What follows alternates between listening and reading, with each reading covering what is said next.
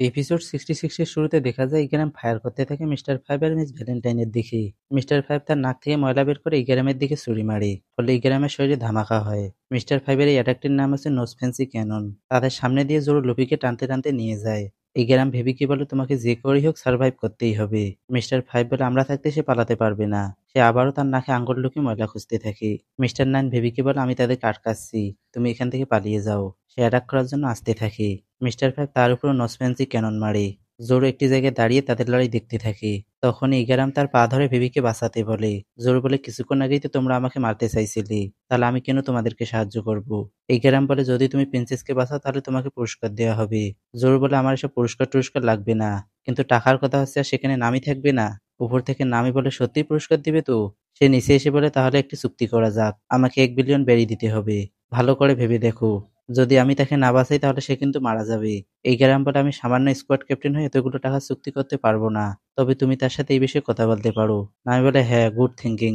নামি দাঁড়িয়ে জোরকে বলে যাও তাকে গিয়ে বাঁচাও। জোর বলে আমি পারবো না, তুমি টাকা চুক্তি করেছো তাই তুমি যাও। নামি বলে গাধা নাকি তুমি, আমার টাকা মানে আমার টাকা, কিন্তু যখন আমি চুক্তি করব তখন সেটা সবাইকে মানতে হবে।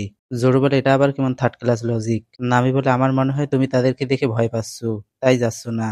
জোরু বলে আরেকবার বলে দেখো শুধু। তারা কথা বলতেই থাকে। লুপি উঠে তাদের সামনে দিয়ে টয়লেট টয়লেট বলতে বলতে চলে যায়। নামি বলে তুমি কি ভুলে গেছো যে আমি তোমার কাছ থেকে টাকা পাই। জোরু বলে তুমি আবার কিসের টাকা পাও। নামি বলে লকডাউনে তোমাকে 1 লাখ বেরি কে দিয়েছিল। জোরু বলে আমি তো তখনই ফেরত দিয়েছিলাম। নামি বলে 300% লাভের কথা হয়েছিল, তুমি কি ভুলে গেছো। তুমি 1 লাখ বেরি দিয়েছো ঠিকই, কিন্তু বাকি 2 লাখ বেরি কে দিবে। এখন যাও, প্রিন্সেসকে বাঁচাতে পারলে আমি তোমাকে 2 লাখ বেরি দিব, তখন সেগুলো আমাকে দিয়ে দিও। মানে আলটিমেটলি সব টাকাই নামের কাছেই থাকবে। জোরো বলে আমি পারবো না। নামি বলে তুমি কি একটি প্রমিসও রাখতে পারো না। বাধ্য হয়ে জোরো গাড়ি দিতে দিতে ওখান থেকে চলে যায়। এই গ্রাম আফসোস করতে থাকি, আমি যদি আরো স্ট্রঙ্গার হতাম তাহলে প্রিন্সেসকে বাঁচাতে পারতাম। নামি বলে চিন্তা করো না, সে অনেক বেশি শক্তিশালী।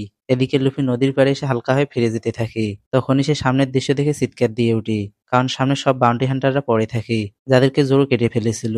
অপরদিকে ভিভি পালাতে থাকে। মিস্টার ফাইভ আর মিস ভ্যালেন্টাইনও তাকে ফলো করতে থাকে। তখনই সেখানে মিস মান্ডে আসে। সে বলে আমি তাদেরকে ব্যস্ত রাখছি, তুমি পালাও। সে একটি গাছের গুঁড়ি দিয়ে অ্যাটাক করে, কিন্তু মিস্টার ফাইভ তাকে এক পাঞ্চে ডাউন করে বলে আমি হচ্ছে বোমম্যান, আমি চাইলে আমার পুরো শরীর দিয়ে ধামাকা করতে পারি, কারণ আমি বোম বোম ডেভিল ফুড খেয়েছি।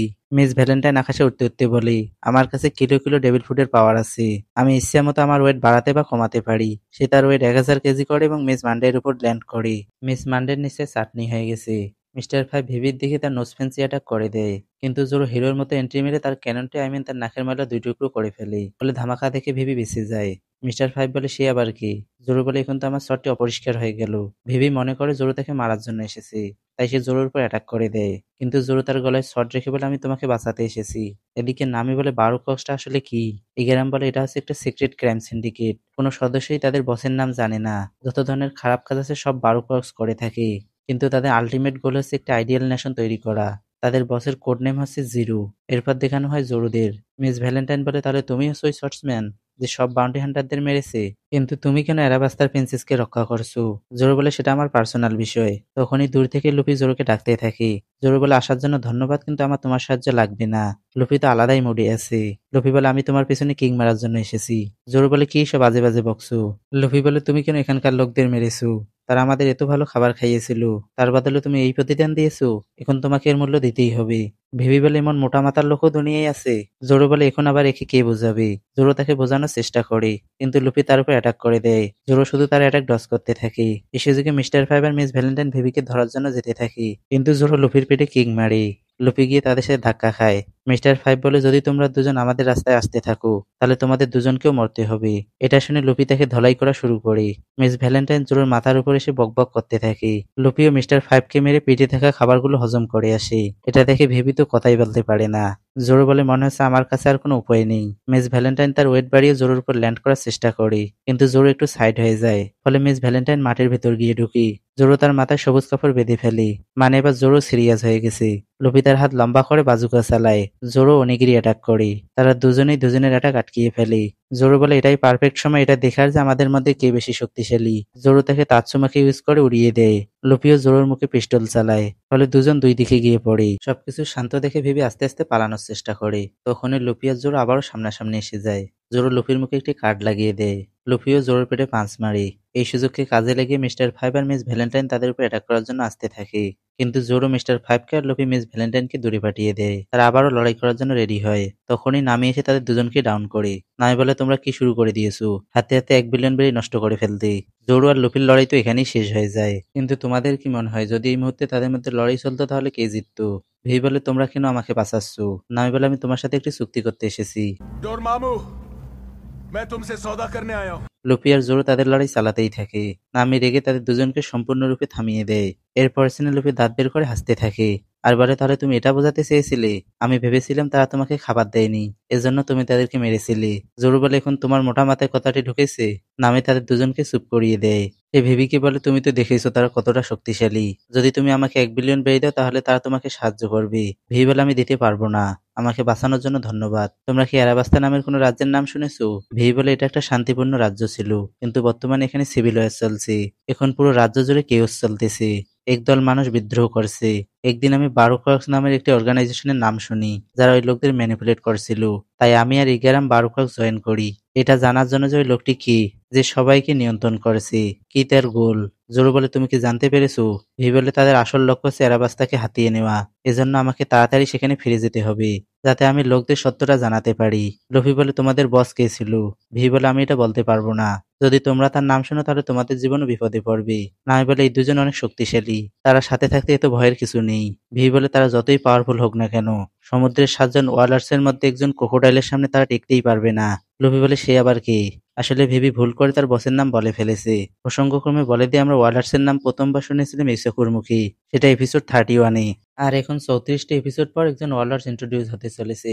আনলাকি উপরে বসে ভিভির কথা শুনে ফেলে, তারা ওখান থেকে উড়ে যায়। নামি ভিভির মাথা চাপতে থাকে আর বলে, তোমাকে কে তার নাম বলতে বলেছে?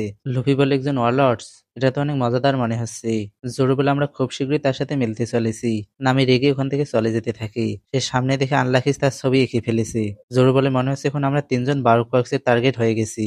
তখনই সেখানে 11 মাসে ভিভির মতো পোশাক পরে সে 3টে পুতুলও সাথে নিয়ে আসে। তাকে দেখে লুফি বলে, कितने मनुष्य लगे हो, खौफनाक डकैत। ইগরাম বলে, আমার কথা মনোযোগ দিয়ে শুনো, খুব শীঘ্রই তোমাদের পেছনে হাজারো লোক চলে আসবে।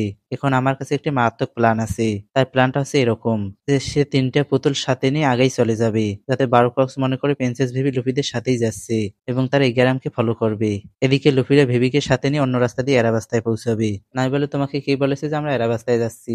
আমাদের এখনো চুক্তি ঠিক হয়নি। লুফি বলে, তাকে সাথে নিয়ে নাও, এতে ভাবার কি আছে? নাই বলে, গাধা, ক্রোকোডাইল আমাদের পিছনে আসবে, তুমি জানো? লুফি ইগরামকে বলে, ক্রোকোডাইল কি সত্যিই স্ট্রং? ইগরাম বলে, সে 7 জন ওয়ালার্সের মধ্যে একজন। এখন সে গভর্নমেন্ট কর্তৃক অনুমোদন পেয়েছে, তাই তার বাউন্টি ইনক্রিজ হয় না, কিন্তু অনেক আগে তার উপর 80 মিলিয়ন বেড়ে বাউন্টি ছিল। নামি বলে, 80 মিলিয়ন? এটা তো আলং এর বাউন্টিরও 4 গুণ। লুফি বলে, মনে হচ্ছে তার সাথে মিলতেই হবে। এরপর সিনে ইগরাম বিদায় নেয়। সে ভিভির কাছ থেকে ইটারনাল পোজ চায়। নামি বলে, ইটারনাল পোজ আবার কি? ইগরাম বলে, এটা হচ্ছে লকপোজের পার্মানেন্ট ভার্সন। লকপোজ শুধু পরের আইল্যান্ডের ম্যাগনেটিক ফিল্ডকে স্টোর করতে পারে, কিন্তু ইটারনাল পোজ কোনো নির্দিষ্ট আইল্যান্ডের ম্যাগনেটিক ফিল্ডকে জীবনভর মনে রাখতে পারে এবং গাইডলাইনের যে কোনো জায়গা থেকে ওই আইল্যান্ডের রাস্তা নির্দেশ করে। এরপর ইগরাম শিপে উঠে চলে যেতে থাকে। কিছুদূর যাওয়ার পরেই তার শিপ ধ্বংস হয়ে যায়। ধ্বংস হয়ে যাওয়ার আগে আমরা অনেকগুলো হাত দেখতে পাই। লোপিরা শুধু দাঁড়িয়ে দেখতে থাকে। জোরো বলে, আমাদেরকে তাড়াতাড়ি শিপে উঠতে হবে। লকপোজ কি স্টোর হয়ে গেছে? নামি বলে, হ্যাঁ। জোরো নামিকে বলে, ভিভিকে সাথে নিয়ে আসো, আর লুফিকে বলে ওই 2জন ইডিয়েটকে নিয়ে আসো, আমি শিপ ঠিক করছি। ভিভি শুধু দাঁড়িয়ে দেখতে থাকি, তার বিশ্বাসই হয় না এখনই কি ঘটলো। সেই তো জোরে তার ঠোঁট দাঁত দিয়ে চাপে যে রক্ত বের হতে থাকে। নাই বলে, তো ভাবতে হবে না, আমরা তোমাকে এরাবাস্তাতে নিয়ে যাবই। তাদেরকে দেখে এমনটা মনে হয় না, কিন্তু তারা 4 জন মিলে পুরো ইস্ট ব্লুকে বাঁচিয়েছিল। বারোক্রক্স, ক্রোকোডাইল, 7 ওয়ার্লডস এগুলো কিছুই না তাদের সামনে। লুফি এসে উৎসবের নাগ আর সানজির পা ধরে টেনে নিয়ে যায় শিপে। নামি আর ভেবি কিছু খুঁজতে থাকি। জোরো বলে, কি খুঁজছো তোমরা? নামি বলে, তার হাঁসটা কোথাও পাওয়া যাচ্ছে না, কিন্তু কারো উপর থেকে পাখা নাড়তে থাকি। জোরো বলে, এটা তো আমার আগেই এসেছিল। এরপর তারা শিপ চালানো শুরু করে দেয়। জোরো ভিভিকে বলে, কতজন মানুষ আমাদের পিছনে আসতে পারে? ভিভি বলে, বারোক্রক্সে 2000 জন লোক আছে, সেই হিসেবে 1000 জন তো আসতেই পারে। এদিকে উৎসব আর সানজি উঠে চিৎকার করতে থাকি। সানজি বলে, আমরা কি আরেকটি রাত এখানে থাকতে পারি না? ওখানে কতগুলো সুন্দরী মেয়ে ছিল। উৎসব বলে, তারা আমার গল্পগুলো মনোযোগ দিয়ে শুনছিল। জোরো নামিকে বলে, তাদেরকে ভালো করে বুঝিয়ে দাও। নামি তাদেরকে মেরে বেহুশ করে দেয়।